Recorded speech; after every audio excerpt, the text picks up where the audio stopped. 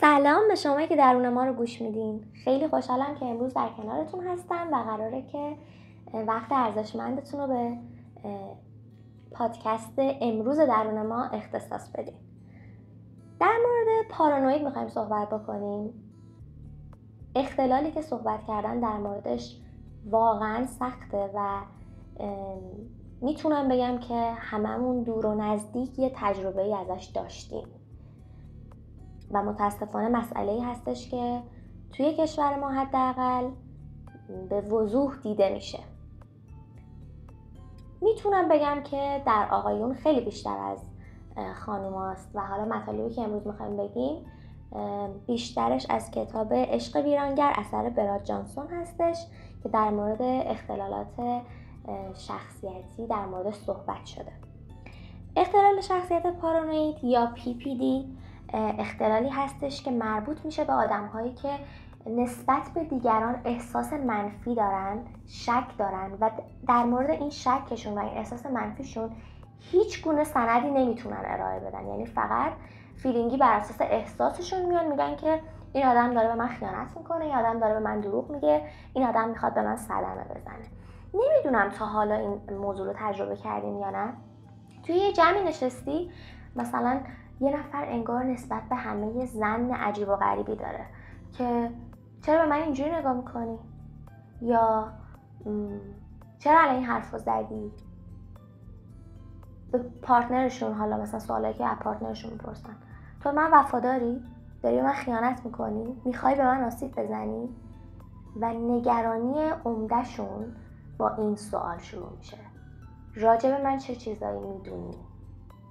بله، یکی از نگرانی‌های آدم‌هایی که پارانوید هستن اینه که دیگران چی راجبشون میدونن. چرا؟ به این خاطر که وقتی که آدما در مورد ما یه سری مطالب رو میدونن، خب ممکنه که از اون سمت به ما یه آسیبی بزنن. اما چقدر این موضوع امکان داره و اینکه آیا هر آدمی، مخصوصا اگر اون آدم یک شخص عزیز و نزدیک به ما باشه، قراره به ما آسیب بزنه؟ یعنی شما با یک فردی رابطه رو شروع میکنی، یک رابطه عاشقانه درست و با یه آدم خوب، ولی نگرانی ممکنه که این آدم به من صدمه بزنه و برای همین دوست نداری که در مورد زندگی، در مورد دیتیلت و حالا هر چیز دیگه چیزی بدونه. چرا؟ چون ممکنه که به آسیب بزنه. یه سری ویژگی ها هست که میتونه به ما کمک بکنه تا افراد پارانوید رو بشناسیم. باز هم تاکید میکنم ما قصد نداریم به کسی برچسبی بزنیم و بر حسب توضیحاتی که من دادم بخوایم بگیم که خب پس فلانی و فلانی و فلانی همه آدمای دور و بر من پارانویدن، یا نه من یکی از این خصیصه ها رو داشتم پس من پارانویدم. ما قرار نیست اینجا به کسی برچسب بزنیم، قرار نیست راه حلی ارائه بدیم. اینها وظیفه کسای دیگه‌ای هست که تخصص این موضوع رو دارن. ما فقط قراره که با دونستن اینها از خودمون در مقابل این آدم‌ها و این مشکلات مراقبت بکنیم بچه‌ها و نه چیز دیگه‌ای. آدم‌های پارانوید یک مشکلی که دارن که قطعاً همه ما میدونیم اینه که توهم خیانت دارن. حالا این خیانت میتونه از سمت دوستشون باشه، میتونه از سمت پارتنرشون باشه. دائما از پارتنرشون میپرسن که تو کجا بودی؟ تو 5 دقیقه دیر کردی، این 5 دقیقه رو کجا بودی؟ چرا به موقع نرسیدی خونه؟ چرا دیر رسیدی خونه؟ با کی رفته بودی؟ چرا با فلانی میری و میای؟ چرا جدیدن یه آدم جدید اومده توی زندگی تو؟ و دائما این سوالهایی که میخواد اینو به تو برسونه که من به تو اعتمادی ندارم. یه موضوعی رو بهتون بگم، خیلی ها فکر میکنن میگن که خب من با یه آدمی مثلا ازدواج کردم و این آدم پارانویده و این آدم پارانویده و به من میگه که تو حق نداری بری بیرون، حق نداری بری سر کار، هیچکی نباید تو رو ببینه و اینجور مسائل.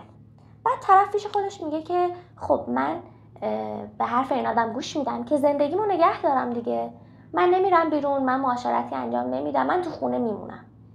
مطمئن باشید اگر که حالا این آدم واقعا پارانوید باشه و مشکل داشته باشه و مخصوصا اگر که خیلی حاد باشه، بعد از چند روز به شما میگه که تو چرا اصرار نمی‌کنی که بری بیرون؟ آهان، اینجاست که اون جرقه باید تو ذهن شما بخوره. چرا به من نمیگی که من میخوام برم بیرون؟ همینه. پس درست فکر میکردم. تو واقعا داشتی به من خیانت میکردی. تو قطعاً الان میترسی که من بفهمم، یا میترسی که بری بیرون و اون آدم تو رو با من ببینه، یا من شماها رو با هم ببینم. و این افکار بیمارگونه که هم خودش رو داره اذیت میکنه و هم شما رو از پا میندازه. پس فکر نکنید که قراره که با کوتاه اومدن و دست کشیدن از تمام نیازهای طبیعیتون در نهایت این آدم رو شما به یک فرد سالم از نظر روانی تبدیل بکنید. خیر، همچین چیزی نیست. آدمی که پارانوید داره خیلی نگران از این که دیگران ازش سوء استفاده بکنن، بهش صدمه بزنن و فریبش بدن. برای همینه که به کسی اعتماد نمیکنه و زمانی که ممکنه حتی شما قصدتون کمک کردن باشه، قصدتون این باشه که بخواید به اون فرد یه سود و منفعتی برسونید، اون همواره به این فکر میکنه که حتما نقشه‌ای دارید.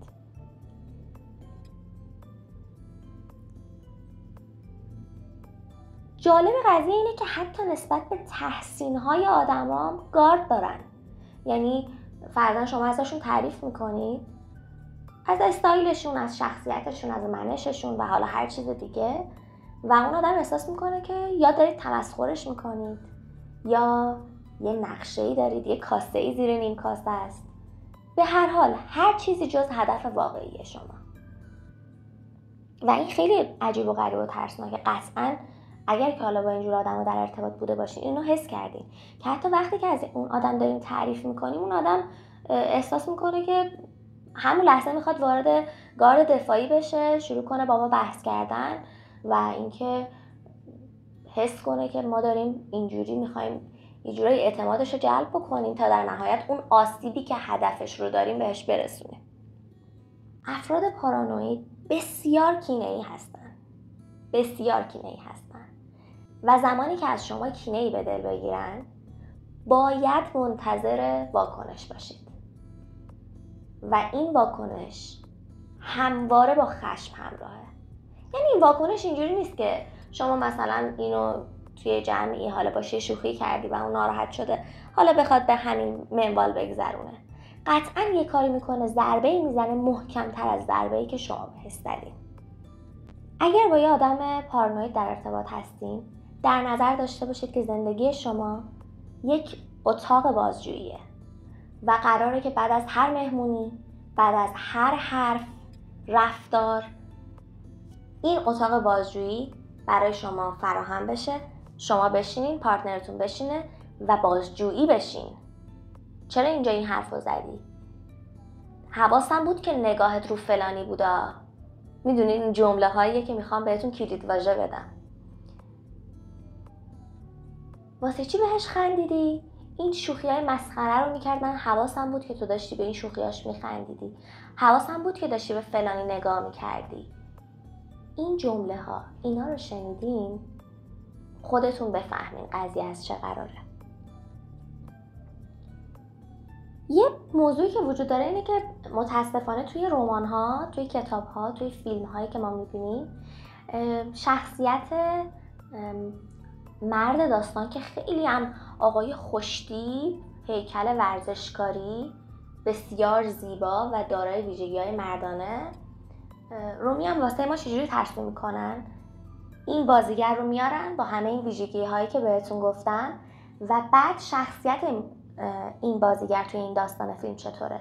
یک شخصیت بسیار خشک، عصبی، مغرور، غیرتی، متعصب و ما پیش خودمون میگیم که آها، پس اون مردی که میگن شاهزاده سوار بر اسب سفید اینه. قاعدتاً حالا دختر خانم ها یا حالا خانم ها از سنای پایین دوره نوجوانی شروع میکنن رمان خوندن و فیلم دیدن. بعد این شخصیت ها رو میان بهشون بعد این شخصیت ها رو میبینن و پیش خودشون میگن که آهان، پس مرد زندگی من این باشه، باید این باشه، باید اینطوری باشه. همین میشه نتیجه یک انتخاب اشتباه و من نمیدونم که چرا میخوایم این موضوع رو جا بندازیم واسه دخترها و حالا کلا جوونا که شخصیت داستان وقتی که خشک و عصبی و مغرور و غیرتی و این مدلی باشه این جذابتره. واقعا این چه جذابیتی میتونه داشته باشه؟ چرا اصرار داریم بگیم که این شخصیت ها بهترن؟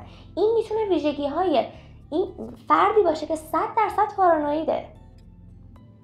چرا میخوایم یه همچین شخصیتی رو جا بندازیم و چرا میخوان این شخصیت رو جا بندازن؟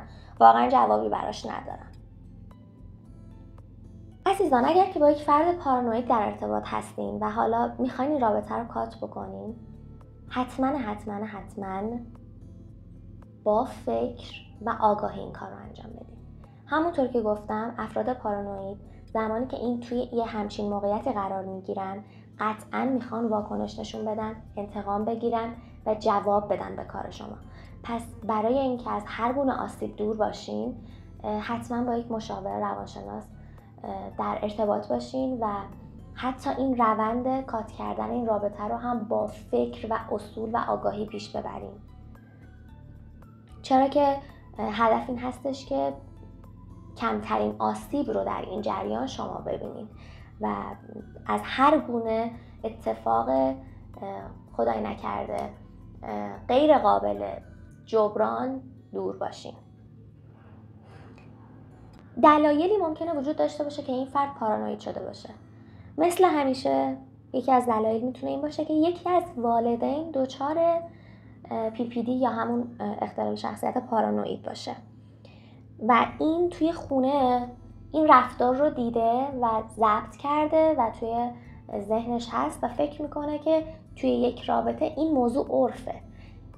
شاید دیده باشین که فرضاً وقتی که یک پدر خیلی حساسی توی خانواده وجود داره، از همه نظر حساسه، روی پوشش حساسه، روی حرف زدن حساسه، بیرون رفتن حساسه، همه چیز واسهشون مقررات داره، پسر خانواده خیلی شبیه به پدر میشه و در نبود اون پدر احساس میکنه که خب حالا زمان فرمانروایی منه. اون شروع میکنه روی خواهرش، روی مادرش این رفتار رو پیاده کردن. یکی دیگه از دلایل میتونه کمالگرا بودن خانواده باشه که اجازه نداده باشن که فرزندشون ذره خبط و خطا داشته باشه. همیشه بهش این رو القا کردن که تو باید عالی باشی، بی‌نظیر باشی تا دیگران که از قضا چشم ندارن اون پیشرفت و موفقیت تو رو ببینن از تو یه وقت ضعفی ندیده باشن، از تو یه وقت نقطه ضعفی نداشته باشن. موضوع بعدی میتونه این باشه که حالا توی کودکی خیلی مورد بیمهری و کم لطفی قرار گرفتن. اون عشق و محبتی که هر بچه نیاز داره از والدینش بگیره رو نگرفتن و یا حتی طرد شدن توسط والدین میتونه باعث این موضوع بشه. و موضوع مهمتر، اگر که شما در یک رابطه هستین و توی روابط اخیرتون با افراد پارانوید در ارتباط بودین، یعنی 2 بار 3 بار با فردی در ارتباط بودین که متوجه شدین که پارانوید بوده، اما همچنان دارین این روند اشتباه رو ادامه میدین، خب باید از خودتون بپرسین که چرا شما داری به این روند اشتباه ادامه میدی. و خب این نرمال نیست که شما چند تا رابطه داشته باشی با یک افراد مختلف که همشون هم مبتلا هستن به اختلال شخصیت پارانوید. خب چرا جذب این آدما میشیم؟ یه توضیح هم دادم قبلش، گفتم یکی از دلایلش میتونه ظاهر جذاب و استایل جذاب باشه که کاری به این موضوع نداریم، اما دلیل دیگه میتونه کنجکاوی باشه. چرا؟ افرادی که پارانوید هستن زندگی خیلی سکرت و خیلی رازآلود دارن و کمتر کسی میتونه از بطن و جزئیات زندگی این آدما اطلاعاتی به دست بیاره و خب شاید یکی از دلایلش این کنجکاویه باشه که دوست داریم بدونید تو زندگی این آدم چه خبره. دلیل دیگه میتونه این باشه که شما توی زندگیتون پدر یا مادر مبتلا به اختلال شخصیت پارانوید بودن و شما احساس میکنید که روند درست اینه، این که پارتنر من به من بگه که باید میکاپتو همین الان پاک کنی، باید رو سرید نمیدونم انقدر جلو باشه. من کاری به اعتقادات افراد ندارم یه وقت جسارت نشه، من فقط دارم به این تاکید میکنم که آقا این آدم به صورت خیلی بیش از اندازه روی همه چیز شما حساسه، روی اینکه چه ساعتی برین، چه ساعتی بیاین، با کی برین، کی بیاین، چرا تو فلان جمع خندیدین، چرا تو فلان جمع صحبت کردین و همه اینجور مسائل. میتونه که از دلایلش همین وجود والدین پارانوید در زندگی شما بوده باشه. یکی از دلایلش هم متاسفانه توی خانم‌ها خیلی این موضوع هست، اینه که همواره کمک کنن، میخوان اونا رو تحت پوشش قرار بدن، آدم‌ها رو تغییر بدن، از یک غول بیشا خودم یه فرد جنتلمن بسازن که متاسفانه باید بگم که به این بازی پایان بدین. این مسئله امکان پذیر نیست و با زندگیتون با خودتون رو راست باشین، سعی کنین بهترینا رو برای خودتون رقم بزنین. امیدوارم که این جلسه و این پادکست امروز براتون مفید بوده باشه و بتونین که توی زندگیتون بهترین استفاده رو ازش بکنین. برای همتون خیر، خوشی و سلامتی میخوام. خدا نگهدار.